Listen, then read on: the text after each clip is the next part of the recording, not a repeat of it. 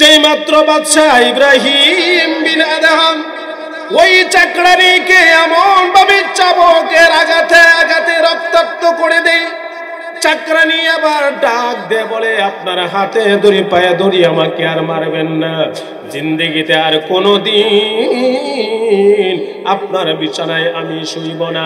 কিন্তু বললে কি হবে, নিষ্ঠুর জালিম বাদশা তাকে মারতেই থাকবে। শেষ পর্যন্ত দেখা যায় ওই দাসী ওই চাকরানি যখন তার মালিক তাকে চাবুক দিয়ে আঘাত করে, এবার এতক্ষণ পর্যন্ত কান্না ছিল, এখন দেখা যায় তার মুখে আর কান্না নাই, একবার হাসে একবার কাঁদে, একবার চাবুক দিয়ে বাড়ি দিলে আঘাত করলে হাসে, আবার চাবুক দিয়ে আঘাত করলে কাঁদে। এবার মালিক তাকে জিজ্ঞেস করে, হে রে দাসী, হে চাকরানি, এতক্ষণ পর্যন্ত তুমি শুধু কাঁদলে, এখন একবার হাসো একবার কাঁদো, এর মধ্যে কারণটা কি? এবার দাসী ডাক দিয়ে বলে, হে আমার মালিক, অল্প কিছু সময় আপনার বিছানায় ঘুমিয়েছিলাম, এর জন্য যদি এতগুলো চাবুকের আঘাত আমাকে সইতে হয়, না জানি সারাটা জিন্দেগি এই বিছানায় শোয়া কাটাইয়া দিলেন। আল্লাহ রাব্বুল আলামিন আপনার জন্য হাসরের দিন কতটা চাবুকের আঘাত রেখেছে। যেই মাত্র চাকরানির মুখে আল্লাহর ওই বান্দা এই কথা শুনেছে, শুনতে দেরি হয়, তার মনের অবস্থা কিছুটা পরিবর্তন হয়ে গেল। এই হলো এই ঘটনা। আর একদিন আল্লাহর ওই বান্দা তার সিংহাসনে বসে আছে, এমন সময় দেখে কি যেন টকটক একটা আওয়াজ শোনা যায়। আওয়াজ শুনতে দেরি হয়, আল্লাহর ওই বান্দা বাদশাহ ইব্রাহিম বিন আদহাম এবার বলেন, কে রে আমার বিল্ডিং এর চাঁদের উপরে টকটক করে আওয়াজ করো। এবার বিল্ডিং এর উপর থেকে চাঁদ থেকে একটা আওয়াজ চলে আসে, হে বাদশা মহারাজ, আমার একটা উট হারিয়ে গেছে, এই জন্যে আপনার বিল্ডিং এ আমি উট খুঁজি। আপনারাই বলুন, মানুষের উট দুম্বা আর ছাগল যদি হারিয়ে যায়, তাহলে ওই ছাগল কি মানুষের বিল্ডিং এর ছাদে থাকে নাকি? আরো জোরে বলেন, ছাদে থাকে নাকি? আল্লাহর বান্দা এবার ডাক দিয়ে বলেন, বিল্ডিং এর ছাদের উপরে কোনোদিন উট আসতে পারে না। যেই মাত্র এই কথাটা বললেন, এমনি উপর থেকে একটা আওয়াজ শোনা যায়। আওয়াজ দিয়ে বলে, বিল্ডিং এর ছাদের উপরে যদি উট না যেতে পারে, গরু না যেতে পারে, মহিষ না যেতে পারে, এটা যেমন অসম্ভব, এই আরামের বিছানায় শুয়ে থেকে আমার আল্লাহর সান্নিধ্য পাওয়া তার চেয়ে আরো বেশি অসম্ভব। ভাইয়েরা আমার, আল্লাহর ওই পয়গম্বর মুসা আলাইহিস সালাম যেই মাত্র ওই লোকটাকে জিজ্ঞেস করলেন, হেরে আল্লাহর বান্দা, মহান আল্লাহ রাব্বুল আলামিন তোমার দুইটা পা দুইটা হাত যে আল্লাহ ওসল করে দিলেন, এই জন্য তোমার ধারণা কি আল্লাহ রাব্বুল আলামিনের প্রতি তুমি সন্তুষ্ট নাকি অসন্তুষ্ট?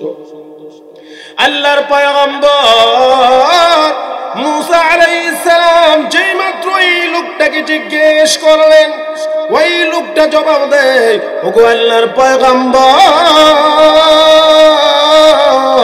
আপনি আমাকে জিজ্ঞেস করেছেন আমি এই অবস্থায় আল্লাহর প্রতি সন্তুষ্ট নাকি অসন্তুষ্ট। আমাকে যদি আল্লাহ রাব্বুল আলামিন কিয়ামত পর্যন্ত হায়াত দেয়, আর কিয়ামত পর্যন্ত হায়াত পাওয়ার পরে আল্লাহ যদি আমাকে হাত পা অচল অবস্থায় রাখে, এরপরেও আমি আল্লাহ রাব্বুল আলামিনের প্রতি সন্তুষ্ট। আমার মুখ দিয়ে কখনো আল্লাহর না শুকরিয়া আসে না, সর্বদা আমার মুখ থেকে আল্লাহর শুকরিয়া আলহামদুলিল্লাহ উচ্চারিত হয়। ভাইয়েরা আমার, যেই মাত্র আল্লাহর পয়গম্বর মুসা আলাইহিস সালাম জবাব পেলেন, এবার আল্লাহ রাব্বুল আলামিন তার পয়গম্বর মূসা আলাইহিস সালামকে আল্লাহ বলেন, তুমি আর একটা দুঃসংবাদ তাকে শোনাও। আল্লাহর পয়গম্বর ওই লোকটাকে ডাক দিয়ে বলে, তুমি যে আল্লাহর শুকরিয়া আদায় করো, আলহামদুলিল্লাহ, আল্লাহ তোমারে মরার পরে কোন জায়গায় রাখবে এই সংবাদ কি তুমি জানো? বলে, না না, এই ঘটনা আমি জানি না, এই সংবাদও আমি জানি না। আল্লাহর পয়গম্বর মূসা আলাইহিস সালাম ওই লোকটাকে আবার ডাক দিয়ে বলেন, ওরে আল্লাহর বান্দা, আমার আল্লাহ রাব্বুল আলামিন বলে দিয়েছে তুমি যেদিন দুনিয়া থেকে বিদায় হয়ে যাবে, আমার আল্লাহ বলেছে আল্লাহ তৈরি জাহান্নামের একটা ইট খুলে গেছে, আল্লাহ নাকি তোমার দ্বারা ওই জাহান্নামের ওই ছিদ্রটা বন্ধ করবে। আমরা বলি করলাম, ও মায়া মায়া গো, কখন কি তাক এমন বলতাম কি না? আরো জোরে বলেন। আমাদের অভ্যাস হলো এরকম। বন্ধুরা আমার, যেই মাত্র আল্লাহর পয়গম্বর মূসা আলাইহিস সালাম ওই লোকটাকে দুঃসংবাদ শোনালেন, ওই লোকটা আগের মতোই আবার তার মুখ ভরে আল্লাহর শুকরিয়া আলহামদুলিল্লাহ বলে আদায় করে নিলেন। ডাক দিয়ে বলেন, এত বড় একটা দুঃসংবাদ শোনাইলাম, এরপরও তুমি আলহামদুলিল্লাহ পড়লে, এর মধ্যে কারণটা কি? আল্লাহর পয়গম্বর মূসা আলাইহিস সালাম যেই মাত্র এই লোকটাকে বললেন, এবার ওই লোকটা জবাব দেয়, আমার আল্লাহ রাব্বুল আলামিন আমাকে দিয়ে যদি আল্লাহ জাহান্নামের ছিদ্র বন্ধ করে আল্লাহ খুশি হয়, তাহলে আমার মতো না খান্দার কিছুই আসে যায় না। মহান আল্লাহ রাব্বুল আলামিন যে আমার মতো একজন ব্যক্তির নাম নিয়েছে, আমি মনে করি আমার জীবন সার্থক হয়ে গেছে। হে আল্লাহর পয়গম্বর, এই জন্য আমি আল্লাহ শুকরিয়া আদায় করলাম। আর আমাদের বেলায় হলে একটু জোর উঠলে, আইরে ভালো লাগতেছে, আছে না নাই? আর জোরে বলেন, আছে না নাই? ও ভাই, এমনও তো দুনিয়াতে মানুষ ছিল যাদেরকে একদিন দুই দিন না 18টা বছর পর্যন্ত আল্লাহ রোগাক্রান্ত করে রেখেছেন। আর আমরা একদিনের বেশ 3 দিন হইলে আর বাঁচি, কই আল্লাহ কালে আমার ওই দেহে। এমন অনেক মানুষের নামাজ পড়ে না, এর আর দেহে না, আছে না নাই? আর জোরে বলেন, এমন কথা বলে কি বলে না? আপনাদের ব্রাহ্মণ হাতে মনে এই ধরনের মানুষ আছে ভাই। যতক্ষণ পর্যন্ত একটা মানুষ অসুস্থ থাকবে, ততক্ষণ পর্যন্ত আল্লাহর রহমতের নজর তার দিকে পড়ে থাকবে। আল্লাহর পয়গম্বর আইয়ুব আলাইহিস সালাম দীর্ঘ 18 বছর অসুস্থ ছিলেন। আল্লাহ তাকে শেষ রাত্রিতে প্রথম আসমানে এসে আল্লাহ তাকে জিজ্ঞেস করত, ও আমার পয়গম্বর আইয়ুব, তুমি কেমন আছো? যার সাথে যার ভালো সম্পর্ক, যার সাথে যার মহব্বত, ওই লোকটা যদি একটু দূরে চলে যায়, সেই বুঝে তার কতটা কষ্ট লাগে। ঠিক খিলাফ। যেই মাত্র 18 বছর পরে আল্লাহর পয়গম্বর সুস্থ হলেন, ওই রাত্রিতে আমার আল্লাহ আর তার নাম ধরে ডাকতেন। আপনারাই বলুন, আল্লাহ যদি তারে নাম ধরে ডাক না দেয়, এতদিন এত কষ্ট ছিল, কিন্তু আল্লাহ তারে ডাক দিয়েছে, তার মনে আনন্দ লাগছে, এখন রোগ থেকে মুক্তি পাইছে, কিন্তু আল্লাহ তারে আর ওই দিন ডাক দিল না। আল্লাহর সাথে যাদের সম্পর্ক গভীর, সেই বুঝে তার বেদনা ছিল। ভাইয়েরা আমার, আল্লাহর পয়গম্বর আইয়ুব আলাইহিস সালাম রাত্রি যখন গভীর হয়, গভীর রজনীতে আল্লাহর পয়গম্বর অপেক্ষা করে, আমার আল্লাহ তো আমারে প্রতিদিনের মতো আজকেও ডাক দিবে। আল্লাহর পয়গম্বর আইয়ুব আলাইহিস সালাম অপেক্ষা করে করে দেখা যায় সকাল হয়ে যায়, এরপরও আল্লাহ তাকে ডাক দেয় না। যেই মাত্র আল্লাহর পয়গম্বর আইয়ুব আলাইহিস সালামকে আল্লাহ ডাক দেয় না, এমন সময় আল্লাহর পয়গম্বর এত জোরে একটা চিৎকার মেরেছে, আশেপাশের যত লোক ছিল সকলে ঘুম থেকে উঠে চলে আসছে। না জানি আল্লাহর পয়গম্বর আইয়ুব আলাইহিস সালামের আবার কি হয়ে গেছে। লোকেরা ডাক দিয়ে বলেন, ওগো আল্লাহর পয়গম্বর, আপনি এত জোরে কেন চিৎকার দিলেন, এর মধ্যে কারণটা কি? আল্লাহর পয়গম্বর আইয়ুব আলাইহিস সালাম এবার বলেন, ও আল্লাহর বান্দারা শোনো, আমি যখন 18 বছর অসুস্থ ছিলাম, আমার আল্লাহ রাব্বুল আলামিন তখন প্রতি রাত্রে আমার নামটা ধরে ধরে আল্লাহ ডাক দিত আর বলতো, ও আমার পয়গম্বর আইয়ুব, আমি আল্লাহ তোমাকে যে অবস্থায় রাখলাম তোমার কেমন লাগে, তুমি কি মনে করো? তখন আমি আলহামদুলিল্লাহ শুকরিয়া আদায় করতাম। হে আমার এলাকার লোকেরা, হে আমার প্রতিবেশীরা, তোমরা শোনো, আজকে 18 বছর পরে আমি যখন রোগ থেকে পরিত্রাণ পেলাম, রোগ থেকে যখন সুস্থ হলাম, আমার আল্লাহ আর আমাকে আইয়ুব বলে ডাক দেয় না। এই জন্যে আল্লাহর বিরহ ব্যথা সহ্য করতে না পারিয়া আমি এমন জোরে চিৎকার মেরেছি যেন আল্লাহর বিরহ ব্যথায় আমি আইয়ুবের কলিজাটা ফেটে গেছে। ও এলাকার লোকেরা, আল্লাহ আমাকে ডাক দেয় না, আল্লাহ যদি আমাকে ডাক না দেয় তখন আমি অত্যন্ত কষ্ট। এই জন্য ভাইয়ের আমার, আসুন অসুস্থ হলে পরে মনে করবেন আল্লাহ তাআলা আপনার প্রতি আল্লাহর রহমতের নজর দিয়ে রেখেছে। যাই হোক ভাইয়ের আমার, এতক্ষণ যে আলোচনা করেছিলাম, আল্লাহ তাআলা শুধু আল্লাহ যে আমাদেরকে সুস্থ রেখেছেন এবং আল্লাহ যে আমাদেরকে নিয়ামত দান করেছেন, এইগুলো এই সংক্রান্ত বিষয়টা বোঝার জন্যই আমি এই আলোচনাটা এনেছি। যাই হোক ভাইয়ের আমার, আমি আপনাদের খিদমতে আল্লাহর কোরআনের সূরাতুল মায়েদা থেকে 35 নম্বর আয়াত তিলাওয়াত করেছি। ওই আয়াতকে সামনে রেখে আলোচনা করার চেষ্টা করব, আল্লাহ যদি তৌফিক দেয়। আর আপনারা যদি দোয়া করেন, দোয়া করবেন তো? কে কে করবেন একটু হাত উঁচু করে দেখা। হ্যাঁ, দুইজনের পর হাত উঠাইছে। যাই হোক, কারণ প্রত্যেকটা আলোচনা মনোযোগের সাথে শুনতে হবে, কারণ মনোযোগের সাথে যদি না শুনেন বুঝবেন না। প্রথম থেকে শেষ পর্যন্ত যেই বক্তাই আলোচনা করুক, মনোযোগের সাথে বক্তা যেমন ভাবে বলে আপনাদেরকেও শুনতে হবে, ঠিক কিনা বলুন? আরো জোরে আওয়াজে বলুন, ঠিক না বে ঠিক? আমাদের বাড়ি তো ব্রাহ্মণবাড়ি, আপনাদের বাড়ি ব্রাহ্মণবাড়িয়া না? নবীনগর তো ব্রাহ্মণবাড়িয়া জেলার আওতা দিয়া। তো আপনাদের আওয়াজে তো বোঝা যায় নেত্রকোনার ময়মনসিংহের মতো।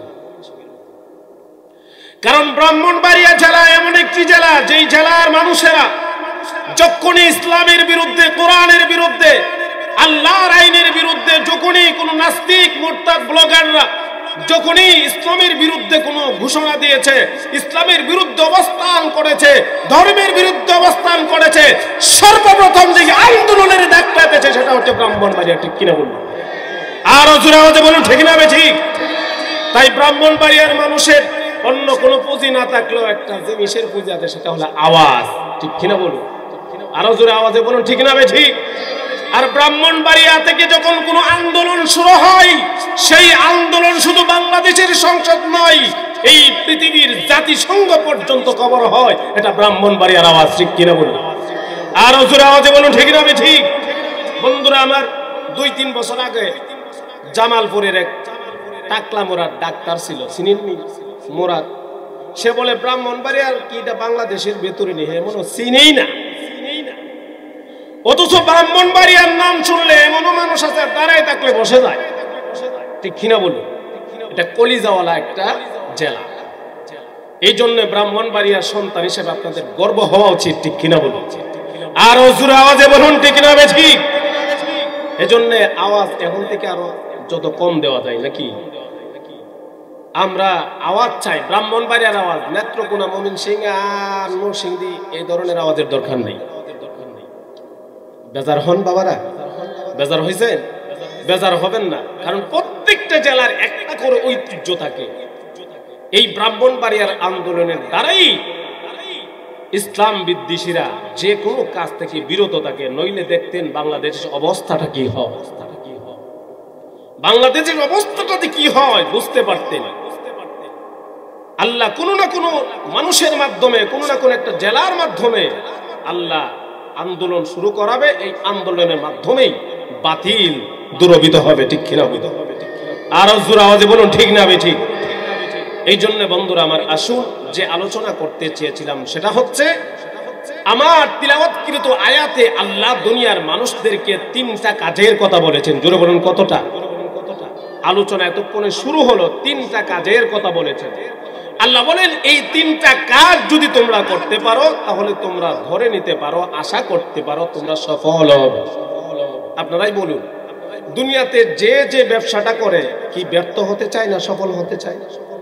আরো জোরে, আপনি একটা ব্যবসা দিয়েছেন ব্রাহ্মণবাড়িয়া জেলা মার্কেটে, এমন সময় আপনি তো চাইবেন যে অন্তত পক্ষে আমার মাসে 20-30 হাজার টাকা যেন আসে। যদি শুধু মাসে 20-30 তো দূরের কথা, প্রতি মাসে 50,000 লসই দেয়, আপনি বলবেন আহারে ব্যবসা দিয়ে আর উত্তীর্ণ হইতে পারলাম না, শুধু ব্যর্থ হইলাম। আল্লাহ বলেন তোমরাও আখেরাতের ফসল, আখেরাতের ফলাফল, আখেরাতের ফসল নেওয়ার জন্য তোমাদেরকেও একটা পুঁজি দিছি। দুনিয়াতে ব্যবসা করলে পুঁজি লাগে কি লাগে না? আল্লাহ বলেন তোমাদেরকেও একটা পুঁজি দিলাম, সেটা হচ্ছে যেই মানুষটা যত বছর বাঁচবে তার জিন্দেগির যে হায়াতটা হবে এটা হচ্ছে পরকালের জন্য দুনিয়ার পুঁজি। যদি বলেন কি দুনিয়ার পুঁজি? কারণ ব্যবসা করলে যেমন টাকা লাগে, যে যত কিছুই করুক পুঁজি ছাড়া কিন্তু কোনো কাজ নাই, ঠিক কিনা বলুন? একজন লোক যদি সে দিনের কামলা দেয়, শুধু দিনের দিন কাজ করে মানুষের, তারা তো জানলা একটা পুঁজি, ঠিক কিনা বলুন? তাহলে আসুন, আল্লাহ বলেন তোমাদেরকে হায়াত নামের পুঁজি দিলাম। এই হায়াত নামের পুঁজি লাগাইয়া কেউ 60 বছর, কেউ 70 বছর, কেউ 100 বছর, এই হায়াত নামের পুঁজি দ্বারা তোমরা এমন কাজ করবে যেন কবর থেকে হাসর পর্যন্ত তোমাদেরকে মলিন হতে না হয়, কষ্ট পেতে না হয়, তোমাদেরকে যেন হাসি আর হাসির মধ্যে থাকতে হয়। এই জন্য ভাইয়ের আমার আসুন, আল্লাহ বলেন প্রথমেই তিনটা কাজের একটা কাজ হলো, আল্লাহ বলেন ইয়া আইয়ুহাল্লাযীনা আমানুত্তাকুল্লাহ, অর্থাৎ হে দুনিয়ার ঈমানদারেরা তোমরা আল্লাহরে ভয় করো। জোরে বলুন কারে? আল্লাহকে ভয় করো। এবার আসুন, আল্লাহকে আমি কোন জায়গায় ভয় করতাম, এখন বসে আছি, এখন আল্লাহরে ভয় করব নাকি গুনাহ করতে গেলে ভয় করব? আল্লাহ বলেন আল্লাহকে ভয় করার অর্থ হলো যখন গুনাহ করার মন চাইবে তখন গুনাহ থেকে বাঁচা থাকবে, এটাই আল্লাহরে ভয় করা। একটা লোক ধরুন চুরি করতে যাবে, এক কুন্তি দিয়ে একেবারে এক লোকের ঘর খুলে ফেলছে, কিন্তু যখন মাথাটা ঢুকাবে এমন সময় যদি বলে যে এই ঘরে চুরি করতে আসলাম, ওই ঘরের মালিক দেখবে না, কিন্তু এই মালিকের উপরেও আরেকজন মালিক আছে, সেই মালিক দেখবে, তখন কি এই লোকটা চুরি করতে পারে? ভাই আর যদি কোনো চুরি করতে পারবে? পারবে না। একটা লোক ঘুষ খায়, যখন দেখবে যে ঘুষের টাকাটা দিয়ে দিছে কেউ দেখছে না, এমন সময় যদি তার মনে এই ভয়টা আসে যে কেউ দেখলো না কিন্তু আল্লাহ তো দেখছে, এই ভয়টা আসতে দেরি, ওই লোকটা যদি ঘুষের টাকাটা ফেরত দেয় আল্লাহ খুশি হবে কি হবে না? আরো জোরে বলুন হবে কি হবে? এক কথাই সুযোগ থাকার পরে গুনাহ করার সুযোগ আছে, এর পরেও যদি কোনো মানুষ গুনাহ থেকে বেঁচে থাকতে চায় তার সাধ্যমতো চেষ্টা করে, আল্লাহ বলেন মানুষের কাজ হলো চেষ্টা করা, আর আমি আল্লাহর কাজ হলো মানুষের চেষ্টা যেখানে শেষ আমি আল্লাহর সাহায্য সেখান থেকে শুরু হয়ে যায়। একটা উদাহরণ দিলে বুঝলেন। আল্লাহর পয়গম্বর ইউসুফ আলাইহিস সালামের নাম শুনছেন? জুলাইখা ইউসুফকে নিয়ে গেলেন তার মনের আশা পূরণ করার জন্য। যেই অন্ধকার একটা রুমে নিয়ে গেলেন, ওই রুমে যাওয়ার সাথে সাথেই যে জুলাইখা তার মূর্তির পূজা করত, ওই মূর্তির মুখটা একটা কাপড় দিয়ে ঘুরে ফেলছে, ডেকে ফেলছে। এই অবস্থায় ইউসুফ আলাইহিস সালাম জিজ্ঞেস করে যে তোমার খুদারে তো তুমি ডেকে ফেললে, কারণটা কি? কারণ হলো এমন একটা খারাপ কাজ আমরা এখানে করব, আমার খুদা দেখলে আমার লজ্জা হবে। ইউসুফ আলাইহিস সালাম জবাব দিলেন, তোমার খোদা তো এমন খোদা যারা কাপড় দিয়া চোখ খুললে চোখ ডেকে দিলে সে আর দেখে না, কিন্তু আমার এমন এক খোদা যে খোদার ইবাদত আমি করি, যে আল্লাহর ইবাদত আমি করি, ওই আল্লাহ আমার এমন আল্লাহ, আমি কোনো বান্দা যদি তার 7 জমিনের নিচু কোনো কাজ করে এরপর আল্লাহর চোখ ফাঁকি দেওয়া সম্ভব? ভাইরা আমার, যে মাত্র আল্লাহর ওই পয়গম্বর ইউসুফ আলাইহিস সালাম একবার আর দুইবার নয়, বারবার জুলাইখাকে বিভিন্ন কথার মাধ্যমে ইউসুফ আলাইহিস সালামের মনে মনে চিন্তা হলো যে কোনোভাবে এই জুলাইকার হাত থেকে বাঁচতে হবে। জুলাইকাকে বলে, তুমি আমার জন্য যে পাগল হয়েছো, কোন জিনিসটা দেখে পাগল হলে? আল্লাহর পয়গম্বর ইউসুফ আলাইহিস সালাম যেই মাত্র জুলাইকাকে এই কথা বললেন, এবার জুলাইকা ডাক দিয়ে বলে, ওগো আল্লাহর পয়গম্বর, ও ইউসুফ আলাইহিস সালাম, আমি একমাত্র তোমার হরিণের মতো দুইটা চোখ দেখে তোমার জন্য আমি পাগল হয়ে গেছি। আল্লাহর পয়গম্বর ইউসুফ আলাইহিস সালাম এবার বলেন, যেই চোখ দেখে তুমি পাগল হলে, আমি যখন দুনিয়া থেকে বিদায় হয়ে যাব, আমাকে যখন কবরে রাখা হবে, সর্বপ্রথম আমার এই দুইটা চোখ গলে গলে মাটিতে পড়ে যাবে। অতএব তুমি এই চোখের প্রতি আসক্ত হয় না। 2 নাম্বার, জুলাইকা বলেন, তোমার মাথার চুল দেখে আমি পাগল হয়েছি। একটা একটা করে আল্লাহর পয়গম্বর ইউসুফ আলাইহিস সালাম কি বলেন, আর ইউসুফ আলাইহিস সালাম তাকে শুধু ঘৃণা দেয় যেন সে ইউসুফ নবীর কাছ থেকে ফেরত যায়। শেষ পর্যন্ত দেখা গেল আল্লাহর পয়গম্বর ইউসুফ আলাইহিস সালামকে যখন জড়াইয়া ধরতে চাইলেন, ইউসুফ আলাইহিস সালাম বলেন, আল্লাহ, এখন আমি কি করতে পারি? এবার তার মনে মনে চিন্তা, আল্লাহ তো বলেছে বান্দার সাধ্য অনুযায়ী চেষ্টা করার জন্য। আমি আমার সাধ্য অনুযায়ী গেট থেকে এই রুম পর্যন্ত যে জায়গাটা আছে, ওই জায়গা পর্যন্ত আমি একটা দৌড় দিয়ে যাব, দেখি আমার আল্লাহ সাহায্য করে কিনা। যেই মাত্র ইউসুফ আলাইহিস সালাম ওই গেট পর্যন্ত চলে যায়, আমার আল্লাহর পক্ষ থেকে গায়েবী সাহায্য চলে আসে। আল্লাহ ডাক দিয়ে বলেন, জিবরাইল রে, ওই যে আমার পয়গম্বর ইউসুফ জুলাইকার কবল থেকে বাঁচার জন্য গেট পর্যন্ত এসেছে, এখন জুলাইকাও তার পিছনে পিছনে আসে।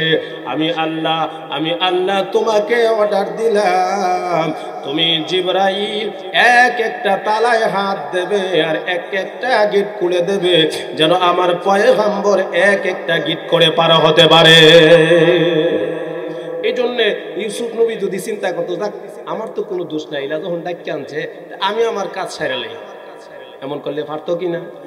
আর জোরে বলেন, পারতো কিনা? কিন্তু তিনি চিন্তা করেছে যে আল্লাহ আমাকে যে শক্তিটা দিছে, এই শক্তি অনুযায়ী নিজের সাধ্য যতটুকু আছে সাধ্য অনুযায়ী গুনাহ থেকে বাঁচার জন্য চেষ্টা করি, আল্লাহ আমাকে বাঁচাইয়া দিবে। এই জন্য গুনাহ থেকে বাঁচার জন্য চেষ্টা করলে, আর যদি এই কথা দিলে বিশ্বাস থাকে আমার আল্লাহ তো একজন আছে, আল্লাহ যে বলছে কোনো মানুষ যখন গুনাহ থেকে বেঁচে যাবে তখন তার দুনিয়াতে যে কোনো সমস্যার ক্ষেত্রে আল্লাহ একটা রাস্তা খুলে দিবেন, রাস্তা বের করে দিবেন। এই বিশ্বাস যদি থাকে তাহলে অবশ্যই আল্লাহ আপনারে করে দিবেন। আর যদি এমন বিশ্বাস থাকে কিরি আল্লাহ দেখছি দিবনি, আর নানি দে, এমন আছে না নাই? আরো জোরে বলেন, আছে না নাই? আমরা এলাকাতে এক লোকে মাটি কাটে, চিনেন?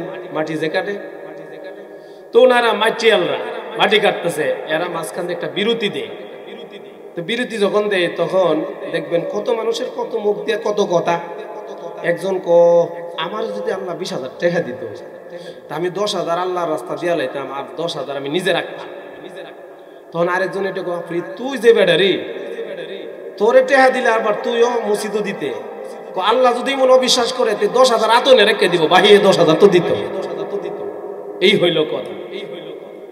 যাই হোক, যে কথা বোঝাচ্ছিলাম, মনে প্রাণে বিশ্বাস করতে হবে যে আল্লাহ একজন মালিক আছে, ঠিক কিনা বলুন? আরো জোরে আওয়াজে বলুন, ঠিক কিনা বেটি? মনে প্রাণে যদি বিশ্বাস না হয়, অর্ধেক না হয়, আল্লাহ বলেন তোর তো দিলই ঠিক না, তোর দিতাম গীতা আছে না নাই? আরো জোরে বলেন, আছে না নাই? মানুষ এখন আর আল্লাহর প্রতি ততটুকু বিশ্বাস নাই। বিশ্বাস যেমন নাই, আল্লাহ বলে তোর আরো দরকার নাই। এজন্য ভাইয়ের আমার, আসুন ভাইরে, দুনিয়া থেকে চলে যাব, কিন্তু আল্লাহরে বই করে যদি গুনাহ না সারি, একদিন হাসরের ময়দানে জবাব দিতে হবে কি হবে না? আরো জোরে আওয়াজে বলুন, হবে কি হবে না?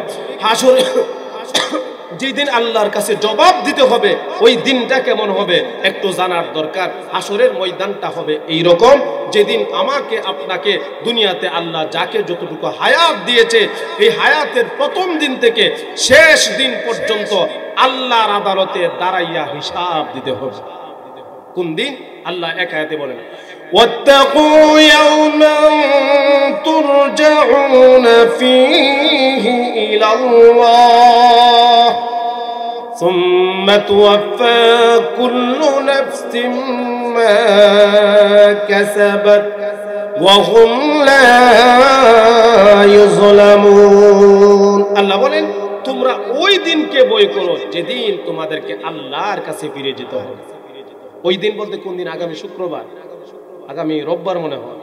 ওই দিন বলতে মুফাসসিরিনে কেরাম লেখেন ওই দিন বলতে হাসরের কঠিন দিন, যেই দিন মানুষকে ইসরাফিল আলাইহিস সালাম যখন সিংহা পু দিবে, ঠিক কিনা বলুন? আর বলুন জানে কি? ওই দিন যারা নামাজ পড়বে ওই দিন কবর থেকে উঠে তারা যেন কি খোঁজাখুঁজি করবে, অর্থাৎ তারা দেখবে যে আসর এবং মাগরিবের পরে যে সূর্যটা লাল হয় তারা মনে করবে আহারে এই যে সূর্যটা লাল হয়ে যাচ্ছে আসরের নামাজটা তো কাজা হয়ে যাবে, তাড়াতাড়ি নামাজটা আদায় করি। এদিক সেদিক তাকাবে, তখন ফেরেশতারা জিজ্ঞেস করবে এই আপনারা এদিক সেদিক তাকান করো, ব্যাপারটা কি? নামাজের সময় যাইতেছে, একটু উজুর পানি যদি হইতাম উজুটা করে নামাজ পড়তাম। তখন ফেরেশতারা বলবেন আল্লাহ আপনার বান্দারা উজুর পানি চায়। তখন আল্লাহ বলবেন আমার বান্দাকে জানাইয়া দাও এই জিন্দেগিটা, এই পরকালের জিন্দেগি এটা কষ্টের জিন্দেগি, এটা হলো ভোগের জিন্দেগি। এখানে নামাজ রোজা করা লাগবে না, নামাজ যে দুনিয়াতে পড়ে আসছে এটা হচ্ছে তার ফলাফল পাওয়ার জায়গা, ঠিক না বলবে? এমন দুনিয়াতে এমন অনেক মানুষ আছে আল্লাহ যখন হাসরের ময়দানে জিজ্ঞেস করবে, দেখুন মানুষ কত বড় মিথ্যাবাদী হবে, আল্লাহর কাছে জিজ্ঞাসা করবে। আল্লাহ যখন বলবে নামাজ পড়ছনি, আল্লাহ কি দেখছেনি? নামাজ পড়ছে কি পড়ছে না আল্লাহ দেখছেনি?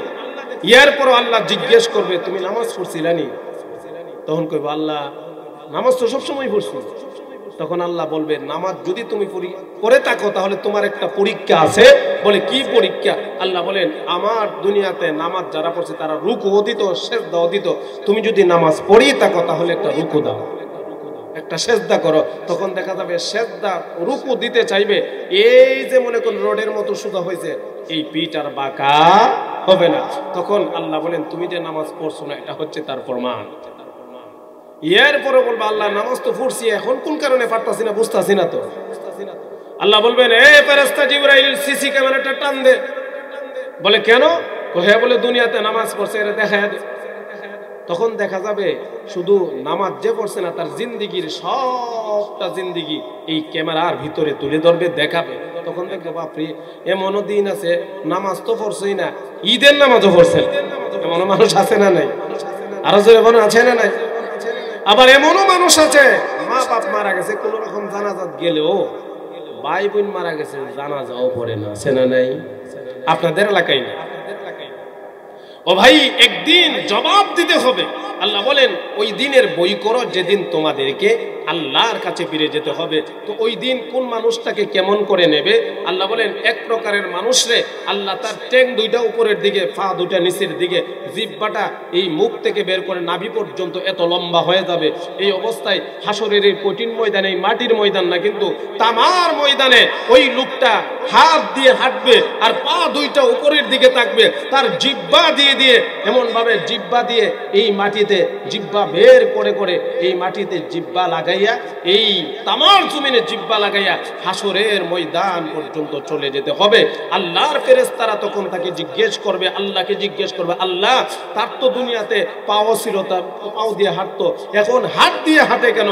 আর জিহ্বা এমন ভাবে এই তামার জমিনে লেগে একবার পড়তেছে, পুরো আবার ভালো হইতেছে, আবার পড়তেছে, আবার ভালো হইতেছে, এই অবস্থা কেন? আল্লাহ বলেন দুনিয়াতে আমি তারে পাও দিছিলাম আমার কাজ করবার লাগি, আমার কাজ না কইরা মাহফিলও না গিয়ে গেছি গানো, নামাজ না পড়ে গেছে গা। নামাজের সময় হইলে এমন অনেক মানুষ আছে মসজিদের যে রাস্তা থাকলে মসজিদের কাছে দিয়ে যায় না, আছে না নাই? যদি আবার ইমাম সাহেব ডাক দিয়ে কিও সুবির আলী নামাজ পড়তেও না, যদি ডাক দিয়া বসে তখন এমনও লোক আছে মসজিদের কাছে দিয়েই যায়। আল্লাহ বলেন তারে পাও দিছিলাম মসজিদে যাওয়ার জন্য পাও দিছিলাম, আমার কাজ করার জন্য আমার কাজ না করে এমনও কাজ করছে, এই পাও দিয়া হাইটটা গিয়ে আরেক বেটা নিরহ এক মানুষের ক্ষেতের লাইল আছে এককে এটা দেড়খের বানাইছে, লামাইতাছি বলে আসবে না। তো হঠাৎ করে উনি যখন গেলেন, এই দাসী এই বান্দি যখন ঘরে গেলেন, বিছানা দেখে আরে বাপরে এমন নরম, তুলার মতো নরম, তাড়াতাড়ি উঠছে, উঠটা যেই মাত্র শুইছে হঠাৎ করে চোখে ঘুম চলে আসছে। ঘুম যখন চলে আসছে, এবার অনেকক্ষণ ঘুমানোর পরে বাসায় এসে দেখে একজন বান্দি তার বিছানায় ঘুমিয়ে আছে। যারা বেশি ক্ষমতাশালী তারা কিন্তু অহংকারী বেশি, আছে না নাই? অহংকারী বেশি। আরে বাপরে বাপ, আমার এই কথাটা কই লইছে, আমার এই কাজটা করে ফেলছে, এই কথাগুলো বলে বেশি। ভাইয়ারা আমার, যেই মাত্র বাদশাহ ইব্রাহিম বিন আদম ওই বান্দিকে দেখলেন তার চাকরানি তার বিছানায় শুয়ে আছে, এমন সময় বাদশার মেজাজ খারাপ হয়ে গেল। ডাক দিয়ে বলে, এ দাসী, আমার এই বিছানায় কেন তুমি শুইলে? এর মধ্যে কারণটা কি? তুমি হচ্ছ একটা চাকরানি, আমার বাসায় চাকরানির কাজ করো, তোমার কাজ হলো ঘর বাড়ি সব মুছে দেওয়া, পরিষ্কার করা। তুমি আজকে আমার বিছানায় কেন শুইলে? এর জবাব দিতে হবে। এবার চাকরানি বাদশার দিকে তাকাইয়া অসহায় হয়ে যায়, ডাক দিয়ে বলে, হে মালিক, আমি আপনার বিছানা যখন পরিষ্কার করতে আসি, এমন সময় আপনার বিছানায় হাত দিয়ে দেখি একদম নরম। আমি চিন্তা করলাম গরিব হয়েছে, কিন্তু মনটা গরিব না, না জানি এই বিছানায় ঘুমাইলে কেমন আরাম লাগে। হে মালিক, আমি আর চিন্তা না করে এই বিছানায় শুয়ে গেলাম। কখন যে আমার চোখে ঘুম এসেছে আমি আর বলতে পারি না। মালিক রে, আর জীবনে এই অন্যায় হবে না, আমাকে মাফ করে দাও। এই কথা বলতে দেরি হয়, অমনি বাদশাহ তার ঘরে যে চামড়ার চাবুক ছিল, ওই চাবুকটা হাতে লইয়া চাকরানিকে এক একটা আঘাত করে, আঘাতের কারণে পিঠের চামড়া উঠে চলে যায়। যেই মাত্র বাদশাহ ইব্রাহিম বিন আদম ওই চাকরানিকে এমন ভাবে চাবুকের আঘাতে আঘাতে রক্তাক্ত করে দেয়, চাকরানি আবার ডাক দে বলে, আপনার হাতে ধরি পায়ে ধরি, আমাকে আর মারবেন না, জিন্দেগিতে আর কোনোদিন আপনার বিছানায় আমি শুইব না। কিন্তু বললে কি হবে, নিষ্ঠুর জালিম বাদশা তাকে মারতেই থাকবে। শেষ পর্যন্ত দেখা যায় ওই দাসী ওই চাকরানি যখন তার মালিক তাকে চাবুক দিয়ে আঘাত করে, এবার এতক্ষণ পর্যন্ত কান্না ছিল, এখন দেখা যায় তার মুখে আর কান্না নাই, একবার হাসে একবার কাঁদে, একবার চাবুক দিয়ে বাড়ি দিলে আঘাত করলে হাসে, আবার চাবুক দিয়ে আঘাত করলে কাঁদে। এবার মালিক তাকে জিজ্ঞেস করে, হে রে দাসী, হে চাকরানি, এতক্ষণ পর্যন্ত তুমি শুধু কাঁদলে, এখন একবার হাসো একবার কাঁদো, এর মধ্যে কারণটা কি? এবার দাসী ডাক দিয়ে বলে, হে আমার মালিক, অল্প কিছু সময় আপনার বিছানায় ঘুমিয়েছিলাম, এর জন্য যদি এতগুলো চাবুকের আঘাত আমাকে সইতে হয়, না জানি সারাটা জিন্দেগি এই বিছানায় শোয়া কাটাইয়া দিলেন। আল্লাহ রাব্বুল আলামিন আপনার জন্য হাসরের দিন কতটা চাবুকের আঘাত রেখেছে। যেই মাত্র চাকরানির মুখে আল্লাহর ওই বান্দা এই কথা শুনেছে, শুনতে দেরি হয়, তার মনের অবস্থা কিছুটা পরিবর্তন হয়ে গেল। এই হলো এই ঘটনা। আর একদিন আল্লাহর ওই বান্দা তার সিংহাসনে বসে আছে, এমন সময় দেখে কি যেন টকটক একটা আওয়াজ শোনা যায়। আওয়াজ শুনতে দেরি হয়, আল্লাহর ওই বান্দা বাদশাহ ইব্রাহিম বিন আদহাম এবার বলেন, কে রে আমার বিল্ডিং এর ছাদের উপরে টক টক করে আওয়াজ করো। এবার বিল্ডিং এর উপর থেকে ছাদ থেকে একটা আওয়াজ চলে আসে, হে বাদশা মহারাজ, আমার একটা উট হারিয়ে গেছে, এই জন্যে আপনার বিল্ডিং এ আমি উট খুঁজি। আপনারাই বলুন, মানুষের উট, দুম্বা আর ছাগল যদি হারিয়ে যায় তাহলে ওই ছাগল কি মানুষের বিল্ডিং এর ছাদে থাকে নাকি? আরো জোরে বলেন, ছাদে থাকে নাকি? আল্লাহর বান্দা এবার ডাক দিয়ে বলেন, বিল্ডিং এর ছাদের উপরে কোনোদিন উট আসতে পারে না।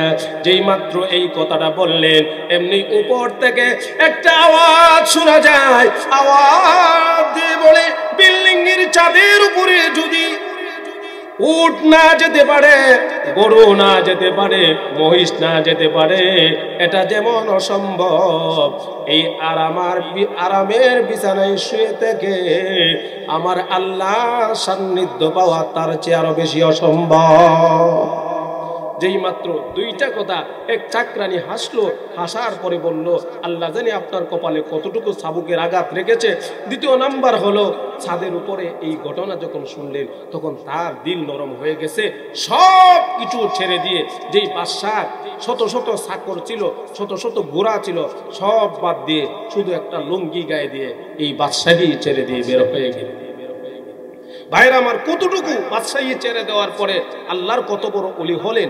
উনি যখন যেই কথা বোঝাতে গিয়ে উদাহরণ এনেছিলাম, উনি যখন একবার আল্লাহর ঘর তওয়াফ করার জন্য, হজ করার জন্য গেছে, এমন সময় হজের কাজ শেষ করে চিন্তা করলো, যেখানে আল্লাহর নবী দুনিয়ার সমস্ত পয়গম্বরদেরকে নিয়ে নামাজ পড়েছিলেন, বাইতুল মুকাদ্দাস মসজিদটা একটু দেখে যাই, জিন্দেগিতে আর নাও আসতে পারি, একটু দেখে যাই। এখন তো গাড়ির রাস্তা আছে, বিমান আছে, তখন কিন্তু পাও দিয়ে হাঁটা ছাড়া কোনো উপায় ছিল না। এই মক্কা থেকে বাইতুল মুকাদ্দাস যেতে হলে পাও দিয়ে যদি হেঁটে যায় 1 বছর লাগে। জোরে বলুন, কত বছর? 1 বছর লাগে। আর এখন বিমানের যুগে 6 ঘন্টা হলেই যথেষ্ট।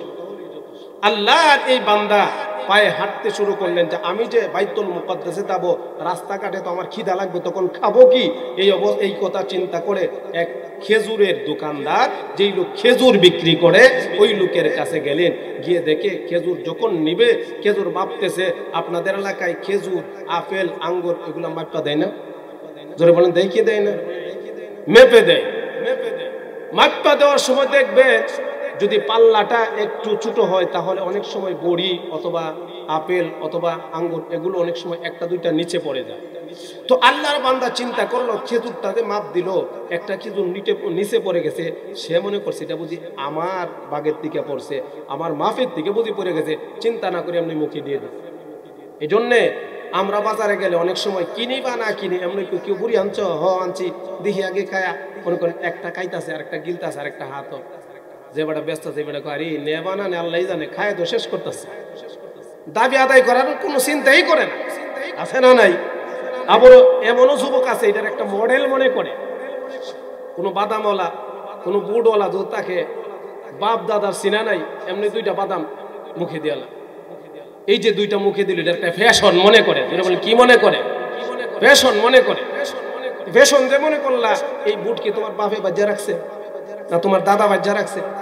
যেই লোক বাচ্চে তার একটা বুটের কারণে তোমাকে জাহান্নামে নিয়ে যাওয়ার জন্য যথেষ্ট।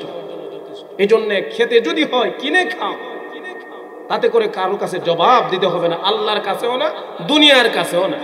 এই জন্য ভাইয়ের আমার, আসুন আল্লাহর ওই বান্দা তিনি যখন খেজুরটা খেলেন, এই খেজুরটা খাওয়ার পরে তিনি তো চিন্তা করছে যে আমার মাপের খেজুরই, কিনা খেজুর পড়ছে, খাইছি, অসুবিধা কি? এই অবস্থায় 1 দিন 2 দিন না, দীর্ঘ 1 বছর পায়ে হেঁটে হেঁটে আল্লাহর ঘর বাইতুল মুকাদ্দাসে চলে গেলেন। চলে যাওয়ার পরে তিনি যখন মসজিদের ভিতরে একটু ঘুমালেন, এমন সময় স্বপ্নে দেখে 2 জন ফেরেশতা এসে একজন আরেকজনের বলে, এই লোকটারে চিনুনি? বলে হ্যাঁ চিনি। ওই লোকটার নাম হলো ইব্রাহিম বিন আদহাম, যিনি বাদশাহ ছিলেন, বাদশাহী ছেড়ে দিয়ে আল্লাহর রাস্তায় নেমে গেছে। তখন আরেক ফেরেশতা বাদশাহ তো আছেন, কথা ঠিক হয়, আল্লাহর ওলিও কথা ঠিক, কিন্তু কোন জিনিস খালি যাচাই বাছাই করে না। কেন করলো না? এই কথাটা কেন বললা? আজ থেকে প্রায় 1 বছর আগে যখন এই বাইতুল মুকাদ্দাসের দিকে রওনা হয়েছিল, তখন এই লোকটা এক লোকের কাছ থেকে খেজুর কিনেছিল। সে মনে করছে পয়রা দেখেছে মাটিতে এই খেজুরটা তার, আসলে তার খেজুর ছিল না, এই খেজুরটা ছিল দোকানের মালিকের। এই খেজুর সে খাওয়ার কারণে আজকে 1 বছর পর্যন্ত আল্লাহ তার কোনো ইবাদত আসমানের দিকে উঠায় না। আপনারা কি বলেন? একটা খেজুর খাওয়ার কারণে। আর আমরা কত নারকেল, কত ডাব আর কত পাবদা যে মানুষের গাছের খাই, চিন্তা নাই, আছে না নাই? আপনাদের লাগে মনে এরকম করে না? আরো জন করে। দাবি যদি আদায় না হয়, হাসরের দিন যত নেক আমল করছেন সব এক্সিকিউট করে তারে দিতে হবে। এজন্য ভাইয়ের আমার, আসুন আল্লাহর বান্দা যখন এই স্বপ্ন দেখলেন অস্থির হয়ে গেছে, পেরেশান হয়ে গেছে। আর আমরা এই স্বপ্ন দেখলে দূর যা, এটা মনে হয় এমনি দেখছি, আছে না নাই? আরো জোরে বলেন, আছে না নাই? ভাইয়েরা আমার, আল্লাহর ওই বান্দা বাদশাহ ইব্রাহিম বিন আদম রাহমাতুল্লাহি আলাইহি যেই মাত্র এই স্বপ্ন দেখলেন, এবার মনে মনে চিন্তা করলো, এই জন্যই তো ইবাদত করে কোনো শান্তি পায় না। কারণ মানুষ যখন কোনো হারাম খায় তখন মসজিদে গেলেও তার শান্তি লাগবে না।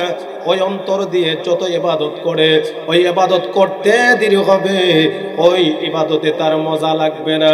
তেমনি ভাবে আল্লাহর ওই বান্দা ইব্রাহিম বিন আদম রাহমাতুল্লাহি আলাইহি তিনি চিন্তা করলো, আজ থেকে 1 বছরের আগের ইবাদত আর এখনের ইবাদতের মধ্যে রাত দিন তফাৎ হয়ে গেছে।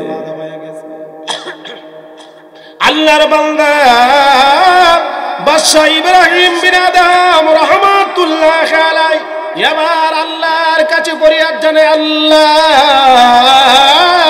1 বছর পর্যন্ত কষ্ট করে পা দিয়ে হেঁটে হেঁটে বাইতুল মুকাদ্দাসে আসলাম, আল্লাহ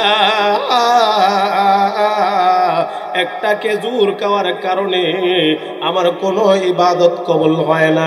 আল্লাহ তোমার কাছে আমার ফরিয়াদ যতক্ষণ না পর্যন্ত ওই খেজুরওয়ালার কাছে যেতে না পারবো, ততক্ষণ পর্যন্ত আমার কাছে মালাকুল মউত আজরাইল পাঠাইও না। আল্লাহ আজরাইল যদি পাঠাও গো, আর আমি যদি দুনিয়া থেকে বিদায় হয়ে যাই, তাহলে ওই খেজুরওয়ালার কাছে আমার জিন্দেগীর সব কিছু দিয়ে দিতে হবে। হে রাব্বুল আলামিন, আমি তোমার কাছে এই ফরিয়াদ জানাই, আমাকে এইটুকু হায়াত তুমি দিও যেন ওই খেজুরওয়ালার কাছ থেকে আমি মাফ নিতে পারি। আল্লাহর ওই বান্দা 1 বছরের রাস্তা পায়ে হেঁটে গিয়েছিলেন। 1 বছরের রাস্তা দিন রাত এবার আর পায়ে হেঁটে নয়, শুধু দৌড়ের উপরে থেকে 1 বছরের রাস্তা 1 মাসেই চলে এসেছে। আপনারাই বলুন, 1 বছরের রাস্তা যদি 1 মাসে আসে, তাহলে মনে হয় এক কাক সামনে আর এক পিছিয়ে দিছিল, দৌড়ের উপরে থাকছে। যদি আবার মালাকুল মউত চলে আসে, তাহলে আমি দাবিও আদায় করতে পারবো না, আর আমি জান্নাতেও যেতে পারবো না। আল্লাহর কাছে তো জবাব আছে, সারা জিন্দেগীর জন্য আমাকে জাহান্নামে পড়তে হবে একটা খেজুর। আর আমরা কত মানুষের কত টেহা মাইরা দিয়ে আছে না নাই? দোকানও বাকি খাইলে মনে করি ছেড়ে লিছি, এই দোকানের দিক এই দোকানের পাশ দিয়ে 3 মাস পর্যন্ত যাওয়া আসা নাই। আমরা মনে করি দোকান থেকে বাকি খাইছি, দোকানওয়ালা আমার কাছে ধরা, আসলে দোকানওয়ালা ধরা না, স্বয়ং আমি তার কাছে ধরা। ঠিক কিনা বল? আরো জোরে আমাদের বলুন, ঠিক না বেঠিক? এক লোকের কাছে টাকা হাওলাত নিলে বেটারে যদি বলে আগামী 50 দিন দিয়ে দিব, 3 বছর গেছে গা, 50 দিন আর আসেন, এমন আছে না নাই? জোরে বলেন, আছে না নাই? আবার টাকার পাওনাদার যদি বাড়িতেও যায়, গরো থাকলেও অনেক সময় জবাব দেয় না। এক লোকে বলে এক লোকের কাছ থেকে টাকা হাওলাত নিছে, তো বলছে 1 সপ্তাহের ভিতরে দিয়ে দিবে। 1 সপ্তাহ মনে করেন 4 বছর গেছে, 1 সপ্তাহ আর আসে না। ইচ্ছা পাওনাদার প্রতিদিনই বাড়িতে আসে, যেই মাত্র দেয় পাওনাদার আইতাছে, ফিস গুড় দিয়ে বাইরে দৌড়। তো একদিন দেখে যে না, লোকটা বাড়িতে আছে, একজনের কাছ থেকে খবর নিছে যে সেরাকালি বাড়িতে নি, হ্যাঁ করমালির আমি বাড়িতে দিকে আইছি। মনে মনে চিন্তা করলে আজকে গিয়া পাবো। যেই মাত্র বাড়িতে গেছে, বাড়িতে গেলেই তো বাড়িতে ঢোকা যায় না, ঘরে ঢোকা যায় না, অনুমতি নিতে হয়। কিরে করমালি, ঘর আসত নি? একবার দুইবার তিনবার ডাক দিছে, আওয়াজ আসে না ঘর থেকে। আপনারা কি বলেন আছে না নাই? অবশ্যই আছে, অবশ্যই আছে। এখন সে চিন্তা করলো জব দিতে দিলে আর টেহাটা দিতে দিলেই তো টাকাটা দেয়া লাইতেইব।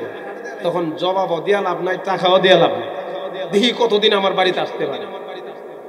চিন্তা করে এরপরে একবার দুইবার তিনবার ডাক দিয়া অন্য সময় চলে যাইতো, এই দিন আর যায় না। তো চিন্তা করলো এখন কি করা যায়। তো অনেক সময় ঘরে বাচ্চা থাকে, বাচ্চারা আপনি যেটা কয়ে দিবেন এটাই কিন্তু বলবেন। বাচ্চারা শিখাই দিছে, তুই গিয়া কই গিয়া আব্বা গরো না, এটা গিয়া ক ও মিয়া আমরা আব্বা কয়ে দিছে, আব্বা বলে গরো না।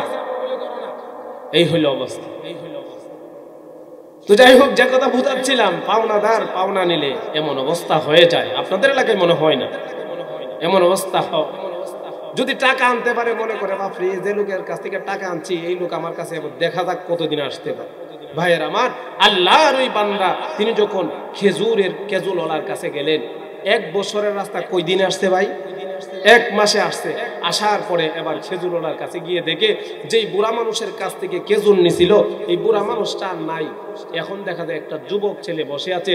জিজ্ঞেস করলো, বাবা আজ থেকে 1 বছর আগে একজন বৃদ্ধা মানুষ এখানে বসে খেজুর বিক্রি করেছিল, ওই লোকটা কোথায়? এবার যুবক দুটি চোখের পানি ঝরঝর করে ছেড়ে দিয়ে কাঁদে আর বলে, হুজুর আজ থেকে 1 বছর আগে আমার বাবা দুনিয়ার জিন্দেগি ছেড়ে বিদায় হয়ে গেছে। এখন তো তিনি আরো টেনশনে পড়ছে, কিরে এখন দাবি আদায় কার কাছ থেকে করতাম? দাবি তো আদায় করতে হবে। যুবককে ডাক দিয়ে বলে, বাবা আজ থেকে 1 বছর আগে তোমার বাবার কাছ থেকে আমি খেজুর কিনেছিলাম। একটা খেজুর মাটিতে পড়ে গিয়েছিল, আমি মনে করেছিলাম ওই খেজুরটা বুঝি আমার মাপের খেজুর, খেয়ে ফেলেছিলাম। একটা খেজুরের কারণে আল্লাহ আমার ইবাদত আজকে 1 বছর যাবত কবুল করে না। এখন কি করতাম? তোমার কাছ থেকে এই খেজুরের দাবি আদায় করতে চাই। এবার যুবক বলে, হে আল্লাহর বান্দা, এই খেজুর যখন আমার বাবা ছিল, এই খেজুরের মালিক তখন আমার বাবা একা ছিল। এখন আমার বাবা দুনিয়া থেকে চলে গেছে, আমার মা আছে আর আমার একটা বোন আছে আর আমি আছি। এখন এই খেজুরের মালিক 3 জন। যদি বলুন কতজন? একটা খেজুর 1 মণ খেজুরও না। একটা খেজুরের ওজন তো 8-10 মণ হইব, 1 টাকাও না। এরপরেও দেখুন আল্লাহর কাছে ধরা খেতে হবে, কতটুকু ডর ভয় আল্লাহর বান্দার ভিতরে ছিল।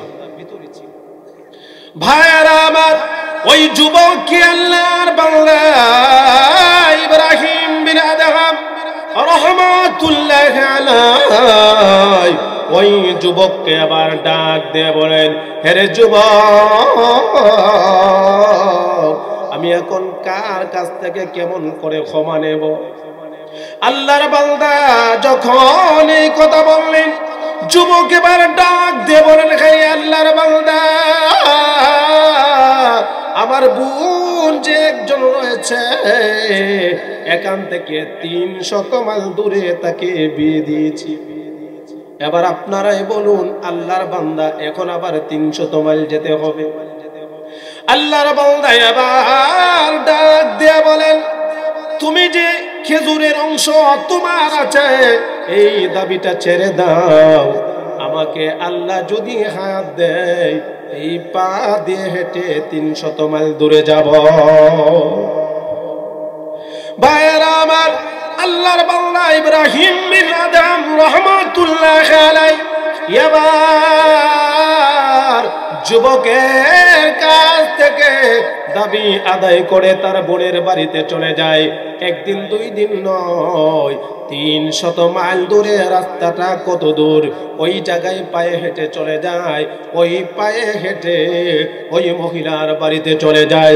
ডাক দিয়ে বলেন, হে রে মা, আজ থেকে 1 বছর আগে তোমার বাবার কাছ থেকে খেজুর কেনার জন্য গিয়েছিলাম। একটা খেজুর আমি খেয়ে ফেলেছিলাম, ওই খেজুরটা আমার ছিল না, তোমার বাবা ছিল। এই কারণে এই খেজুরের দাবি আদায় করতে চাই। মেহেরবানি করে আমাকে মাফ করে দাও, কারণ তুমি যদি মাফ না করো আমার আল্লাহ আমাকে ক্ষমা করবে না। কারণ দুনিয়াতে বান্দার হক যতক্ষণ পর্যন্ত বান্দা আদায় না করবে ততক্ষণ পর্যন্ত কোন মানুষ বান্দার হক বান্দা আদায় না করলে, দাবি না ছাড়লে দুনিয়াতে ওই মানুষকে আল্লাহ মাফ করবে না। এই দুনিয়াতে দুইটা জিনিস আছে, দুইটা কাজ করলে স্বয়ং আল্লাহ মাফ করবে না। এক নাম্বার কাজ হলো যদি আল্লাহর সাথে কেউ শিরিক করে, দুই নাম্বার হলো কেউ যদি বান্দার হক নষ্ট করে। এবার আমরা অনেক সময় মনে করি বান্দার হক মনে শুধু টাকা মাইরা দিল, আর কোনো কিছু না। আপনি একটা লোক জীবনেও কোনো খারাপ কাজ করছে না, তার নামে দোকানে বৈশা অযথা কারণে বদনামি করলেন, আল্লাহ বলেন এটাও বান্দার হক নষ্ট। এটার জন্য আপনি হাসরের দিন আপনি যত নেক আমল যতটুকুই করছেন সুন্দর করে তাকে দিয়ে দিতে হবে। এক লোক বলে মনে করেন তাকে মুমিন সিং বাড়ি তাকে ডাকায়, তো বাড়িতে এখন তো ফ্লেক্সিলিটির যুগ বা বিকাশের যুগ, টাকা পাঠাবে। তো টাকা যখন পাঠাইতেছে একটা নাম্বার মাঝখান দিয়ে ভুল উঠাইছে, ভুল উঠাইতে গিয়া টাকা চলে গেছে নোয়াখালী। যেরকম কোন খালি? নোয়াখালী। তো লোকটারে ফোন দিছে, ভাই কিন্তু ভুল করে টাকাটা আপনার ছেড়ে দিছি, আমার দিলেন না। এই লোক জবাব দেয়, এই তোমার কাছে আমি চাইছিলাম, তুমি আমার কাছে টাকা পাঠাইছো কোন কারণে? এখন যখন আইসে এটা আমার ভাগ্যে দিছে। কে দিছে? ভাগ্যে দিছে। ঠিক তেমনি ভাবে মনে করেন এই যে আমরা রাস্তাঘাটে দোকানে বসে একজন মানুষের বদনামি করলাম, মনে করলেন আপনি ভুল নাম্বারে টিপতেছেন, সব করবেন আপনার যাইব হেরামল নামে। এই জন্য ভুল নাম্বারে টিপবেন না। ভুল নাম্বারে টিপা মানে কারো বদনামি করবেন না, কারো গীবত করবেন না, কাউকে অন্যায় ভাবে আঘাত করবেন না, অত্যাচার করবেন না। অত্যাচার করা এটাও বান্দার হক। ধরে বলেন কি? বান্দার হক। আপনার শক্তি আছে, গোষ্ঠীওয়ালা মানুষ, আরেক লোকের শক্তি নাই, অযথা কারণে ধরুন একটা রাস্তা দিয়ে আপনি যদি মনে করে আপনিও যাইতেছেন সেও যাইতেছে, ছোট্ট একটা বলেছে আর এমনি একটা টাচ করে তাপ্পর মেরে দিলেন। আল্লাহ বলেন এই যে তাপ্পরটা তুমি দিলে তোমারে তো আমি আল্লাহ শক্তি দিছি, তবে তুমি মনে করো তোমার যে শক্তি আছে তোমার চেয়ে আরো অনেক অনেক বেশি শক্তিশালী আমি আল্লাহ।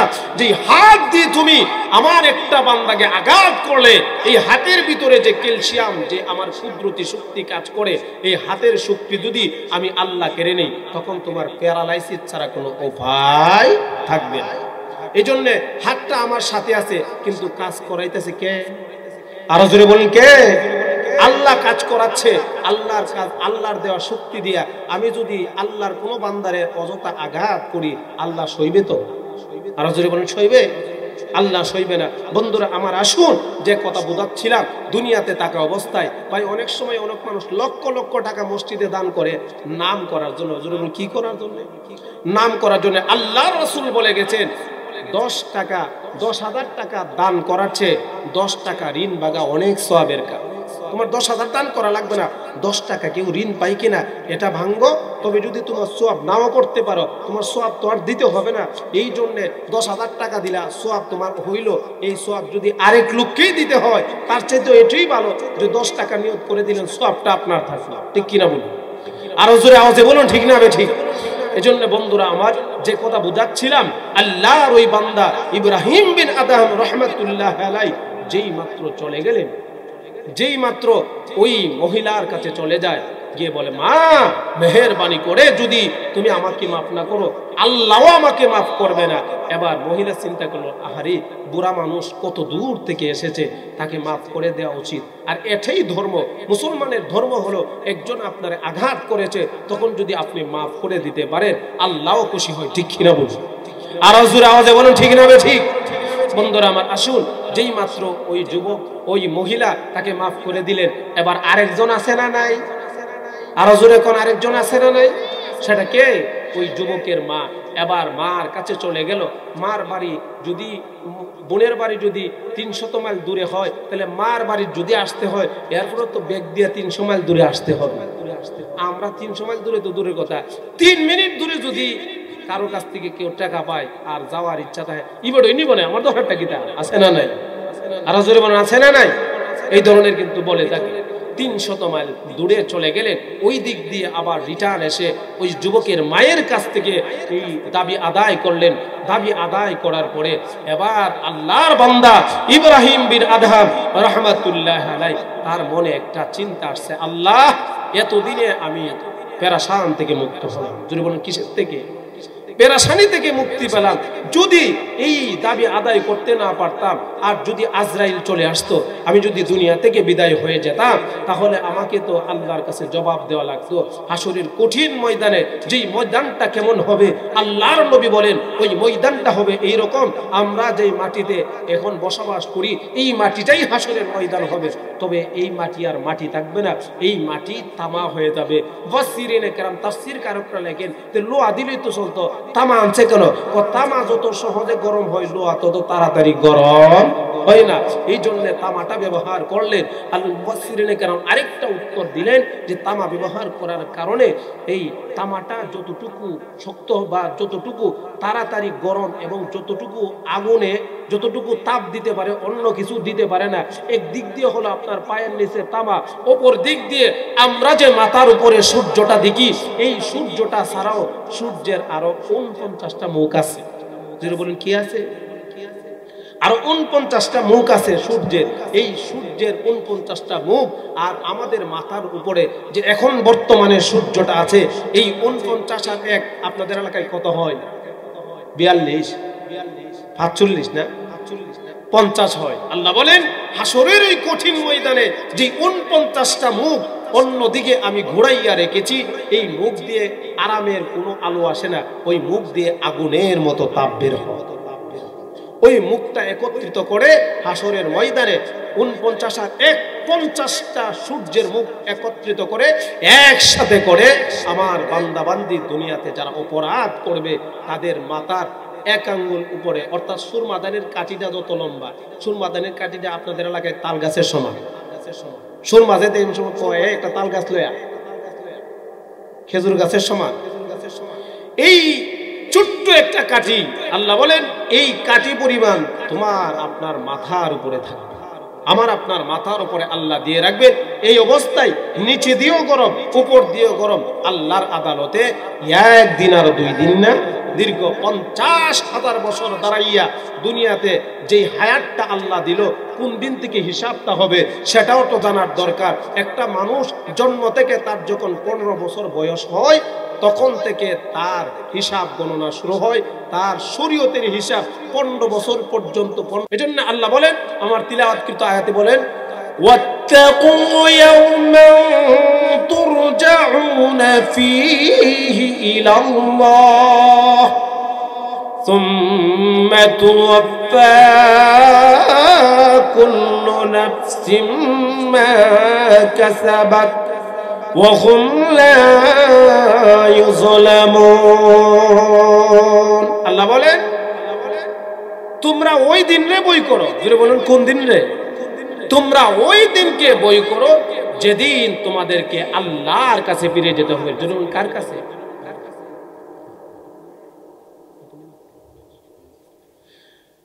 কার কোন দিনের কথা বলছে মনে আছে তো? আলোচনা এই পর্যন্ত যতটুকু হয়েছে, কাউকে যদি জিজ্ঞেস করা হয় আলোচনার 1 ঘন্টার টাইম, এটাই তো বলতে পারবে, ঠিক কিনা বলুন? বলতে পারবে কি কেউ?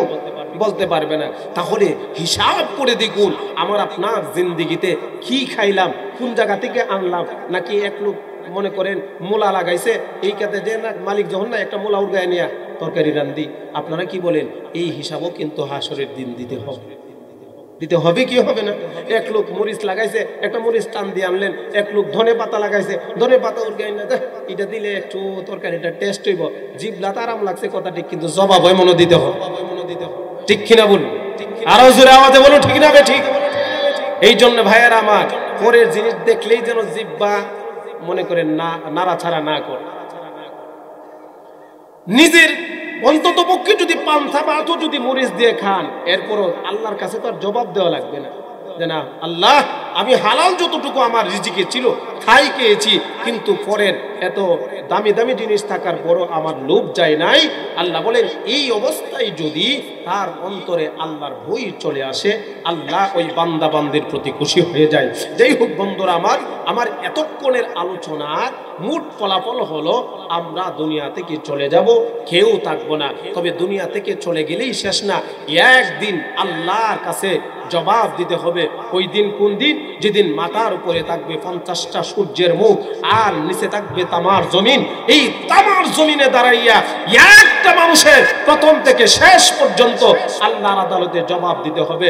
এবার গুনাহ যদি আপনারা করেন বা আমরা করি, আগে গুনাহ করার আগে, গুনার মজা পাওয়ার আগে শাস্তিটাতে কেমন হবে এটা একটু চিন্তা করে কইরেন। যে গুনার আরাম হইল 5 মিনিট, কিন্তু শাস্তি শত শত বছর হবে। এই গুনাহটা করতে পারবো, আমি এই জিহ্বা দিয়ে ভালো ভালো খেতে পারবো অন্যের ক্ষেত থেকে এনে, কিন্তু এই জিহ্বার খাওয়াই শেষ না। এর জন্য আল্লাহর কাছে জবাব দিতে হবে। সর্বোপরি আজকে আমার এই আলোচ্য বিষয় ছিল যে দুনিয়া থেকে আমরা চলে যাব, তবে গুনাহ করার আগে আল্লাহকে বই করব। আল্লাহকে বই করে যদি গুনাহ ছেড়ে দিতে পারি, আল্লাহ তাআলা আমাদেরকে অবশ্যই অবশ্যই দুনিয়াতে শান্তি এবং পরকালে মুক্তির ব্যবস্থা করবেন। পরিশেষে আমি ধন্যবাদ জ্ঞাপন করছি।